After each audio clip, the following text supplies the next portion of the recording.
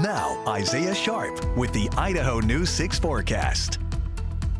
And let's take a live look at the village at Meridian before we get to some of that wildfire coverage, talking about smoke and talking about those wildfires that are growing. But right now, temperatures currently sitting at the 83-degree range, and really nice to see those 80-degree temperatures. Temperatures will be dropping over the next couple of days, and that's going to be a huge help for those firefighters that are out there dealing with all of these wildfires and dealing with all of this smoke. We're still seeing a decent bit of it being produced from a number of fires. We'll get to that in just a couple of moments, but take a look at some of this smoke, just where it's going to be moving over the next couple of hours. The Boise region will see just a little bit, but not as prominently as we saw last week or the week before. There were some northwesterly winds that were kind of pushing things off to the east of us, kind of getting up into Montana. You can see Missoula kind of getting a little bit of that. Salmon also receiving a fair bit of that. Unfortunately, the eastern central mountains will still be seeing a lot of smoke and poor air quality as these wildfires continue to burn, because this is just the region that these fires are burning in. We'll take a look at some of those wildfires right now. Some of the ones that are growing, I do want to highlight the Snag fire. That one over the weekend was sitting at about 8,000 acres,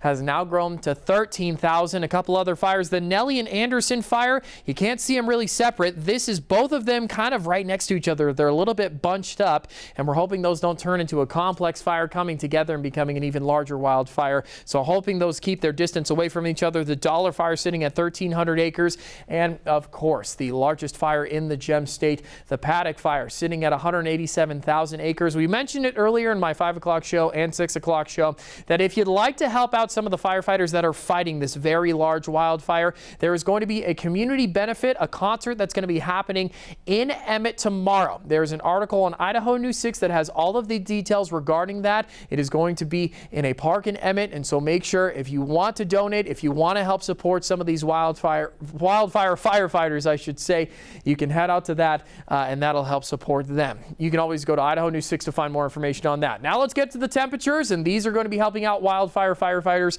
as well. 95 degrees in Boise today, 92 down in the Twin Falls region, 84 in Ketchum. But heading into tomorrow, this cool down is going to be huge. Hitting about 87, 77, 87 down in the Twin Falls region, and we'll be sticking into that upper 80, lower 90 region, which is going to be helping firefighters a lot during this season. Those really hot and dry conditions make it a lot harder to fight, and so these cooler temperatures and these cooler overnight temperatures are hopefully going to make things a little bit easier. The hotter than normal conditions are sitting right over the top of the Gem State. As you can see, this is our 6 to 10 day outlook, August 18th through the 22nd. I was really hoping that this cooler front that we're seeing on the west coast, on Washington, Oregon, and California was going to make its way over. You even see parts of Nevada that are getting a little bit cooler than normal temperatures per this time of year. You see this small streak right across of normal temperatures, but Boise is going to be sitting in that hotter than normal range heading into next week. We'll take a look at some of the temperatures, though. The last day of summer for some, unfortunately. What's it going to hold? We got a little bit of precipitation on the way, 20% chance across the region.